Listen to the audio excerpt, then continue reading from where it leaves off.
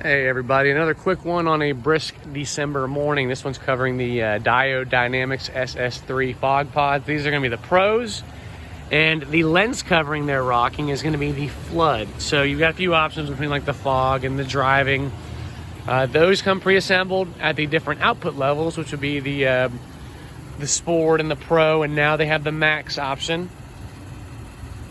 But you'll not notice a pre-assembled kit for the Tacoma that has the flood. So you can purchase whichever one you want, and then just changing lenses. So you can swap from fogs to floods to driving. Yay for all that, very simple. So I'll give you a quick rundown on what I do like about them.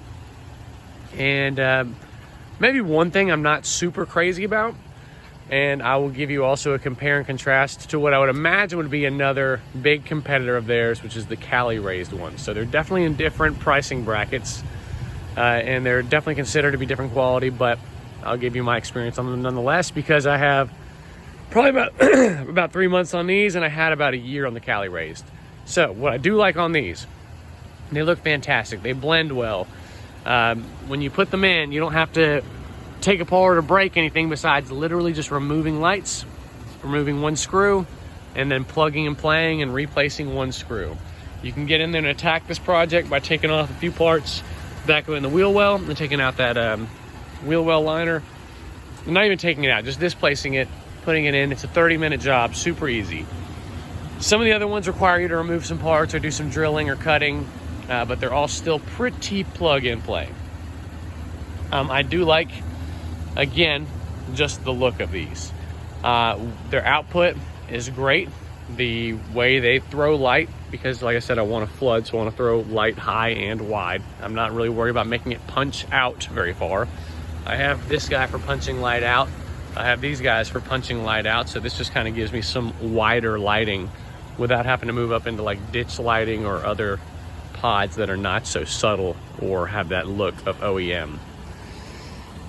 One thing that I would say I don't really like is that the output isn't maybe as good as I expected, and I will elaborate. So using the Cali Raised pods that are significantly cheaper, I feel like I had a very similar output on my lighting. Now, mind you, I understand that changing lenses, these lenses are gonna cause you to lose a little bit of your luminosity and your candela. When you add more lenses onto a light, you don't just magically get the benefit of the lens without any con of losing lighting.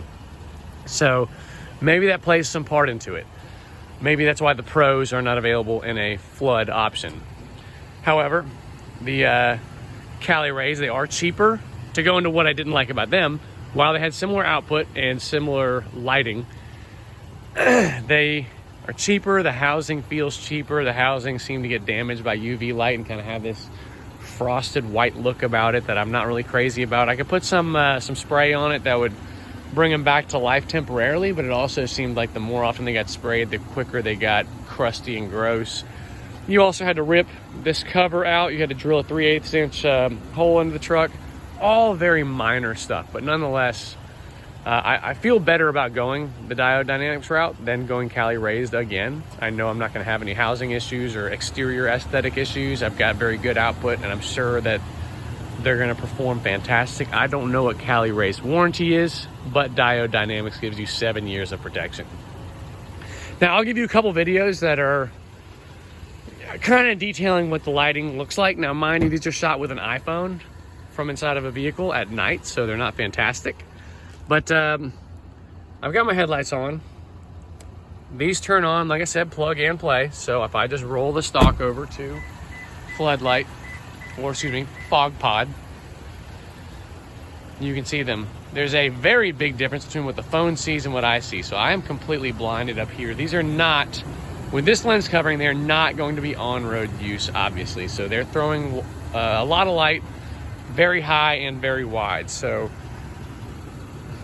they're not gonna provide you any real benefit on road, but the whole idea for me for these was work scene lighting, trail lighting, whatnot, and they do that job very well. So now let's roll over into a couple clips on what they look like as far as the fog pods against the headlights, maybe a quick comparison with the light bar, and that should sum video pretty well. So I've got nice, good controlled beam with the headlights. When I illuminate with the floods, I get light pretty wide and pretty high. And then if I were to also back it up with the light bar, then light punches out, really big hot spot. It looks great. And sharp headlight cutoff. And with the fog floods on here, you can really see the difference between kind of coming down this lane and how much illumination you get, especially when there's a low canopy, like if you're on a trail or something. It is night and day, as well as a decent little bit of side lighting.